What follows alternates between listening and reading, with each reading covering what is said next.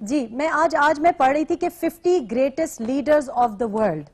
اور یہ فارچون 500 اور فائنینشل ٹائمز کی ایک بلکہ اکنامک ٹائمز کی ایک سروے آیا، اور اس میں مجھے بڑا افسوس ہوا کہ پہلے 50 جو گریٹسٹ لیڈرز ہیں اس میں انڈیا کا بھی لیڈر کا نام ہے اور بنگلہ دیش کے لیڈر کا نام بھی ہے، ایک بھی پاکستانی پولیٹیشین تو خیر دور کی بات، لیکن کسی پاکستانی کا نام بھی نہیں ہے، اور مجھے واقعی افسوس ہوا کہ کیا ہم میں کوئی لیڈرشپ کیپیسٹی نہیں ہے، کیپیبلٹی نہیں ہے۔ ڈیوڈ ملیبینڈ کا نام بھی تھا، حسینہ شیخ کا نام بھی تھا، تو نہیں دیکھ میری گزارش نہیں، آپ کی ایک یہاں ہونا چاہیے بھی نہیں تھا۔ پاکستان کی تاریخ میں بابائے قوم کے بعد ایک بندہ ہے جو سٹینڈ آؤٹ کرتا ہے تھوڑا، اس کا نام ہے ذوالفقار علی بھٹو۔ اس کو بھی ہم نے ضرورت سے زیادہ گلوریفائی کر دیا ہے، اس کی ایک وجہ ہے، I'll give you a logic۔ انسانوں کی ریکارڈڈ ہسٹری میں سب سے بڑا، سب سے عالی شان، مکمل ترین لیڈر کون ہے؟ وہ ہیں ہمارے پیغمبر نبی کریم صلی اللہ علیہ وسلم۔ وہ ان کی لیڈرشپ کیا تھی؟ اس کے 1001 پہلو میں گنوا سکتا ہوں، لیکن بیسک بات، بہت بیسک بات، انہوں نے لوگوں کو ایجوکیٹ کیا تھا۔ وہ لیڈر سے زیادہ بڑا، جتنا بڑا لیڈر ہوگا اتنا ہی بڑا ٹیچر ہوگا۔ انہوں نے لوگوں کو صرف ان کے حقوق نہیں بتائے تھے، انہوں نے صرف یہ نہیں کہا تھا کہ بلال تم ابو بکر صدیق کے ساتھ بیٹھو گے، تم ایکولز ہو، نہیں،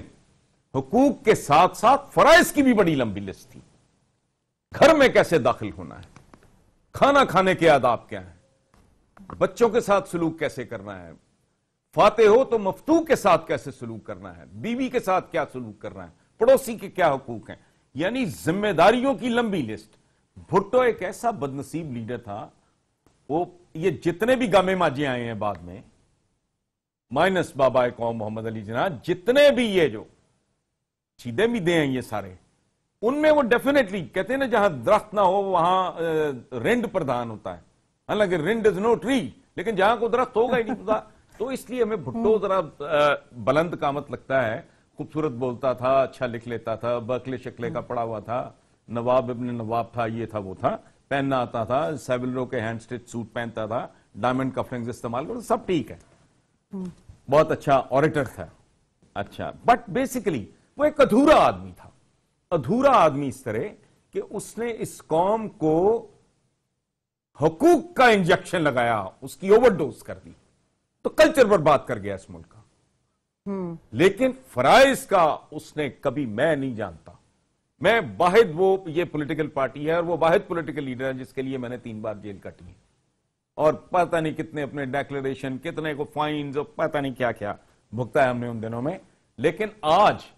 ظاہر ہے حسن نثار صاحب ایسے بہت کم ہوتا ہے، لیکن میرا دل چاہ رہا ہے، میرا آپ کی میں بات کاٹ رہی ہوں لیکن میرا دل چاہ رہا ہے کہ آپ کو میں بے ساختہ اپلاڈ کرنا محسوس کر رہی تھی، I'm sure کہ اوپر پی سی آر میں بھی لوگ تالیاں بجا رہے ہوں گے آپ کی بات پہ۔ یہ احساس ذمہ داری، یہ ایسے احساس، میں بہت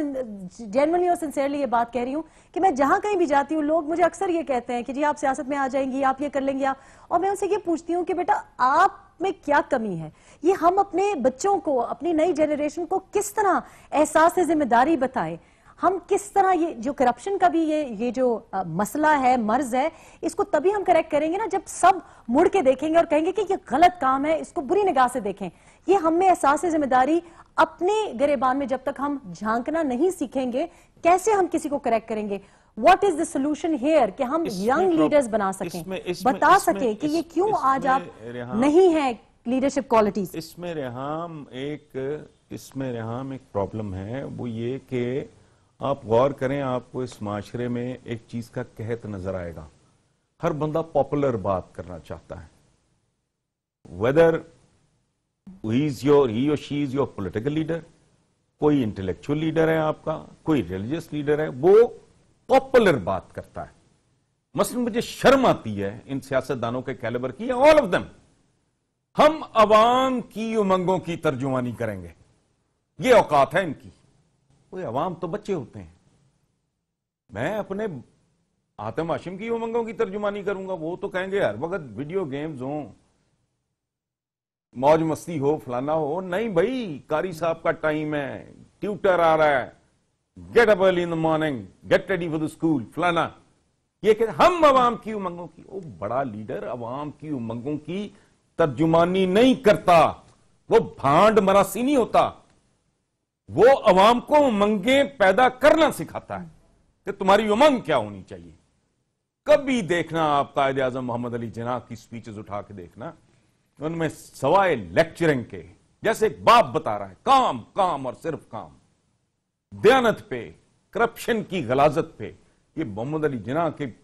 तकरीरें जो हैं वो लगता है जैसे कोई बाप है या कोई बड़ा खूबसूरत उस्ताद है जो लेक्चर थिएटर में अपने बच्चों को समझा रहा है। हमारे यहां चूंकि ये वाकई लल्लू पंजू और झूठ का कारोबार, यानी वो शौकत अजीज जो कई साल इस मुल्क का वजीर आजम रहा, वो काउंसलर नहीं इलेक्ट हो सकता,